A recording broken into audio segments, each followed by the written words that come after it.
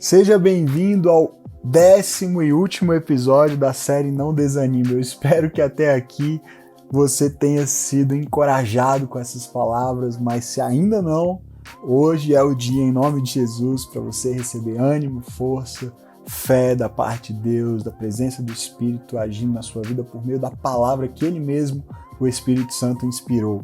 Nós caminhamos até aqui por vários versículos do capítulo 4 de 2 Coríntios e com o apóstolo Paulo aprendemos até agora 9 razões. Hoje veremos a 10ª razão pela qual nós não devemos desanimar. Eu quero te pedir, por favor, se você gostou desse conteúdo, para compartilhar com seus amigos, deixar um like, comentar, contar o seu testemunho. Quem sabe você estava desencorajado, desanimado, mas o Espírito usou essas palavras para te encorajar, te fortalecer. Eu ficaria muito feliz em saber disso. E graças a Deus por isso, eu louvo a Deus por isso. E eu quero te pedir também para se inscrever no canal no YouTube, procura lá Pedro Felizola e manda também para os seus amigos que precisam de encorajamento. Eu tenho certeza que essa palavra de hoje, fechando essa série, também vai te fortalecer. Vamos ler o capítulo 4 de 2 Coríntios, verso 18, para encerrar então a nossa série. Assim, fixamos os olhos, não naquilo que se vê, mas no que não se vê, pois o que se vê é transitório, mas o que não se vê é eterno.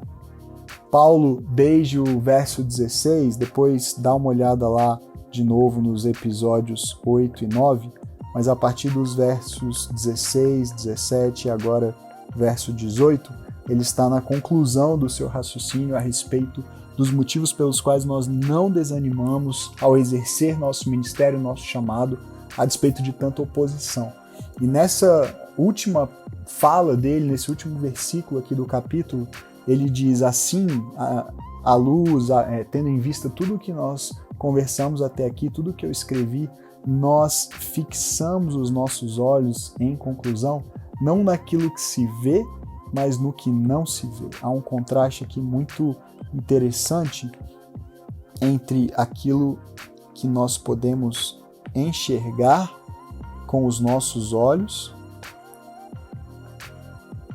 e aquilo que nós não podemos enxergar com eles. É um contraste entre algo que é real e algo que é o quê? Aquilo que você não vê, como é que você define? Em geral, nós costumamos definir como irreal, ou às vezes nós usamos a linguagem de espiritual, mas na verdade o que nós queremos dizer é que é algo que a gente não pode tocar, não pode sentir, não pode perceber, ou às vezes nós pensamos que é algo ideal, é algo que nós gostaríamos de viver, mas nós não vivemos. Mas na verdade, quando a gente olha para o real significado da palavra espiritual na Bíblia e para essa distinção que é na verdade construída por nós, mas não é presente na revelação das Escrituras entre aquilo que é tangível, aquilo que é intangível, digamos assim, o que a gente percebe é que esse mundo espiritual ele é mais real, digamos assim, ou tão real quanto o mundo visível. Quando eu digo mais real, o que eu quero dizer com isso é que realidade dependendo da definição que você tem daquilo que é real, a gente pode argumentar que aquilo que é eterno é mais real do que aquilo que é transitório.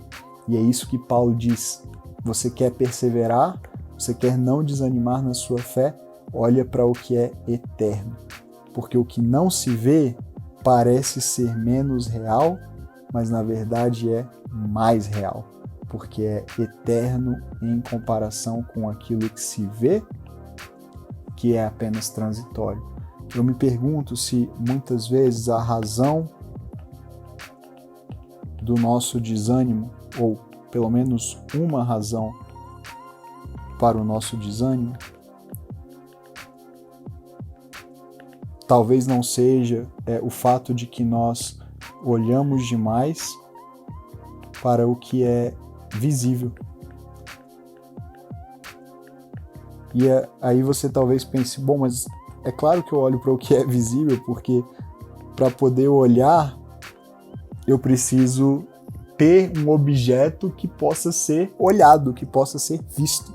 Mas o que Paulo está dizendo aqui é, em vez de usar apenas os seus olhos físicos, abra os seus olhos espirituais ou os seus olhos da fé para olhar para aquilo que não se vê, porque isso é eterno. Eu creio que se nós substituímos essa prática pela prática de contemplar, é como essa disciplina espiritual é chamada na tradição cristã, contemplar Jesus, contemplar o Espírito, contemplar quem é o Pai, o amor que Ele tem por nós, essa Trindade Santa, esse Deus maravilhoso a quem servimos, contemplar suas obras na criação. E mesmo na nossa própria vida, sabe? Às vezes a gente desanima porque parece que não tem nada de bom acontecendo, mas quando a gente começa a reparar as obras de Deus na nossa vida, são tantas, há tantos motivos para sermos gratos. Eu creio que se a gente começar a olhar para aquilo que não se vê, mesmo que aparentemente, quando você olha para o que se pode ver, não haja nenhuma razão para ter esperança, creio que se você começar a olhar para aquilo que não pode ser visto apenas com os olhos físicos, os olhos do nosso corpo, você terá razões para não desanimar. Existe um propósito eterno para a sua vida, existe um Deus que te ama desde a eternidade e te amará para sempre.